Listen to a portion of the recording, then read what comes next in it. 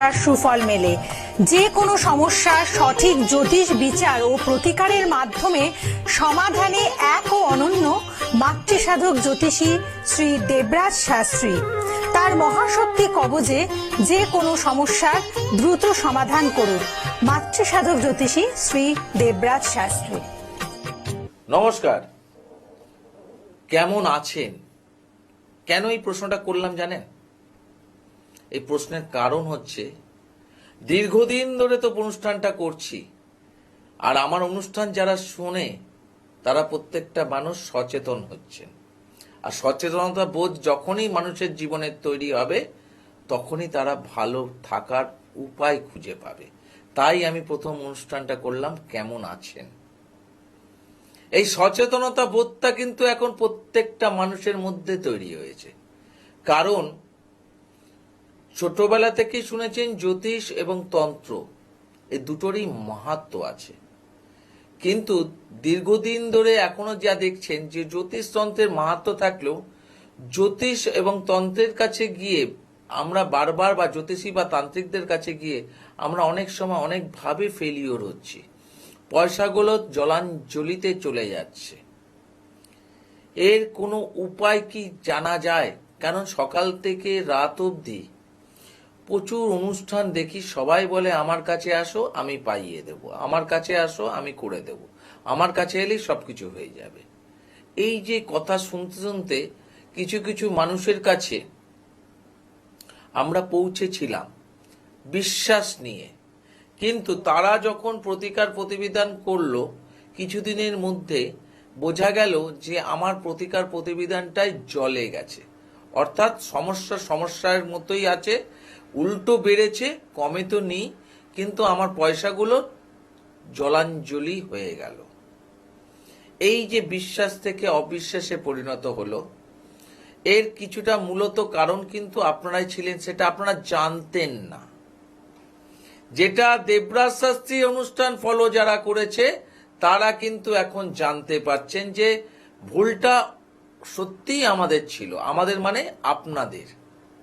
কারণ আপনারা যখন জ্যোতিষ বা তান্ত্রিকদের কাছে পৌঁছেছিলেন তাদেরকে ভগবান ভেবে, তাদের কাছে পৌঁছানোর পর তারা যখন date of birth, time of birth, place of birth চেয়েছিল, সেই সময় আপনারা দেওয়ার পর তারা প্রশ্ন করেছিল কি সমস্যা নিয়ে এসছেন, আর আপনারা গড় করে সমস্যার কথা বলতে থেকেছেন।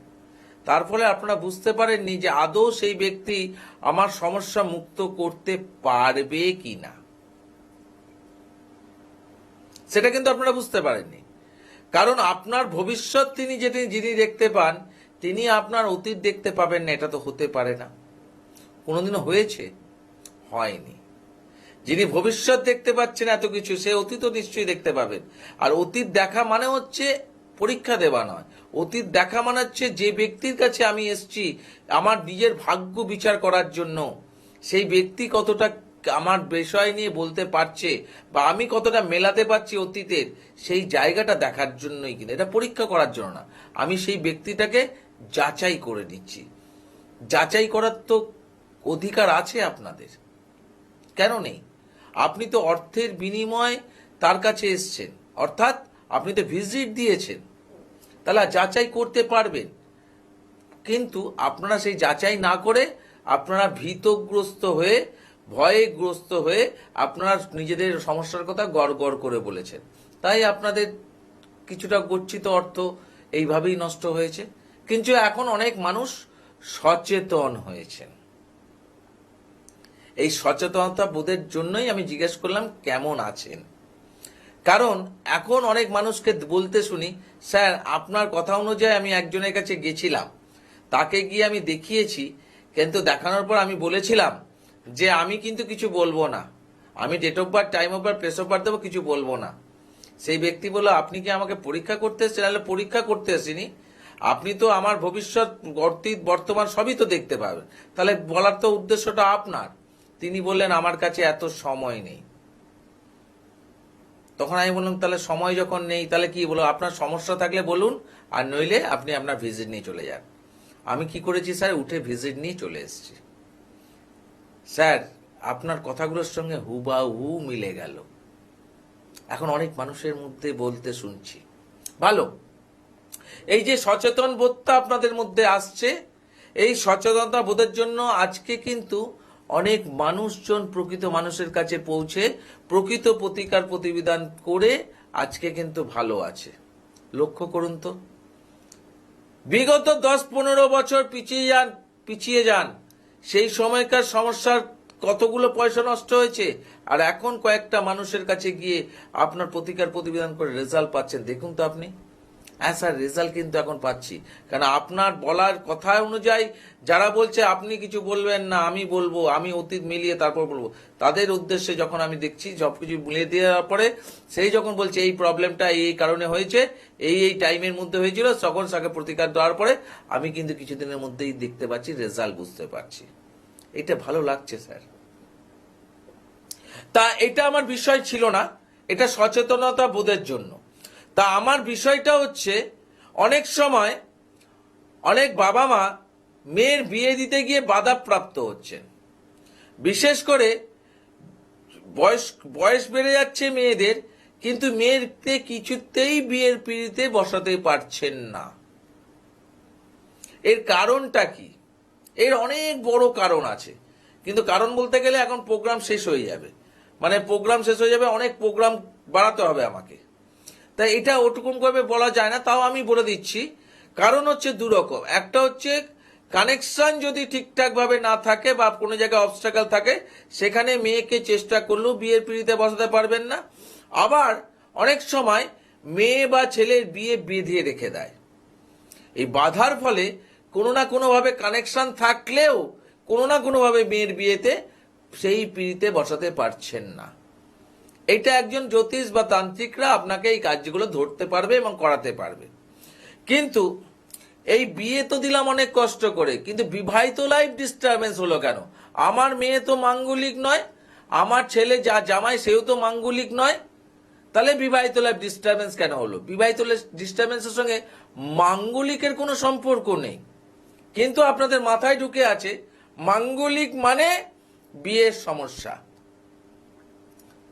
এটা কিন্তু আপনাদের মাথায় ঢুকে আছে, কিন্তু কোন জায়গায় জ্যোতিষশাস্ত্রে বলছে যে মাঙ্গলিক, শুধু মাঙ্গলিক হলেই বিয়ের সমস্যা হবে এটা নয়। বিয়ের সমস্যা অন্য অন্য কারণ থেকে হয়। বিয়ের যে হাউসটা, সেই হাউসের প্রবলেমের ফলেই মেইনলি প্রবলেম ক্রিয়েট করায়। এই জায়গাগুলোকে বিচার করতে হয়। আচ্ছা, এগুলো কি আগে থেকে জানা যেত? বিয়ের আগে থেকে সেই জায়গাগুলো তৈরি করা যেত? আমি অবশ্যই করা যেত। আমি এরকম অনেক মানুষকে দেখেছি যাদের প্রথম বিয়েটা প্রবলেম, তাদের দ্বিতীয় বিয়ে করানো হয়েছে। সামাজিক উপায়ে তার প্রথম বিয়ে হলেও তার সিস্টেমটাকে আমি দ্বিতীয় বিয়েতে পরিণত করেছি। প্রথম বিয়েটা কিন্তু সামাজিক জায়গা থেকে কেউ জানে না, সেটা আমরা তন্ত্র মধ্যে সেই বিয়েটা করিয়েছি, কিন্তু তারা কিন্তু যে বিয়েটা করেছে সেটা প্রথম বিয়ে, কিন্তু আমাদের হিসাবে ওটা দ্বিতীয় বিয়ে। কেন? দ্বিতীয় বিয়েটা তার ভালো ছিল, সুখে শান্তিতে আছে। প্রথম বিয়ে হলে স্যার কি হতো? প্রবলেম হতো, ডিভোর্স পর্যন্ত হতে পারত, এবং স্বামী স্ত্রীর মধ্যে একজন আউট হয়ে যেত, অর্থাৎ মারা যেতে পারতেন। এত বড় প্রবলেম স্যার। অবশ্যই এগুলো জানবো কি করে? এগুলো তো আপনাদের জানার বিষয় নয়, এটা একজন জ্যোতিষ তান্ত্রিকরা আপনার ছেলে বা মেয়ের চোখ থেকে বলতে পারবে। তাহলে বিয়েতে লাখ লাখ টাকা খরচা করার আগে একটুখানি বিচার্য বিষয় যেই জায়গাগুলো বললাম সেগুলোকে একটু মাথায় নিয়ে চলবেন। কারণ আনন্দ যাতে সম্পূর্ণভাবে জীবনে থাকতে পারে সেটাই আমরা সবসময় চাই। আনন্দ যেন পরবর্তীকালে নিরানন্দে না পরিণত হয়। আজকে বেশিরভাগ বাড়িতে এই রকম অনুষ্ঠানে করার প্রচুর টাকা খরচা করে বিয়ে দেওয়ার ফলে বছর দুয়েকের মধ্যে অশান্তি বেঁধে যায় এবং সংসারটা ছারখার হয়ে যাচ্ছে। এরকম প্রচুর বাড়িতে এই ধরনের সমস্যা চলছে। এর কারণটা শুধু একটাই, সচেতনতা বোধের অভাব।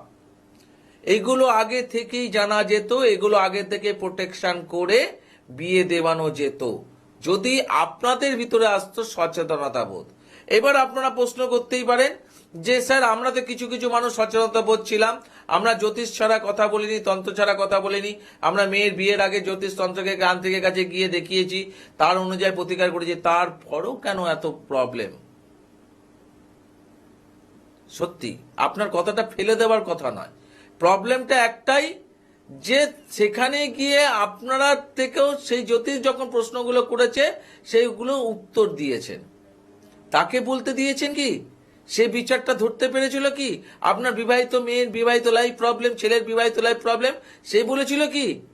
আপনি বলেছেন আচ্ছা দেখুন তো বিয়ের জায়গাটা কেমন আছে, আর বিয়ের পরে প্রবলেম আছে কিনা, বিয়ে হবার ক্ষেত্রে বাধা কিনা, সেগুলো সে বলেছে একদম সব বাধা আছে, এই আছে, সব ঠিক করে দেবো। বিয়ের প্রবলেম তো আমরা সব ঠিক করে দেব না, সেই বিচারটা তো আগে প্রকৃত হইতে জানুন, তারপরে তো এগুন।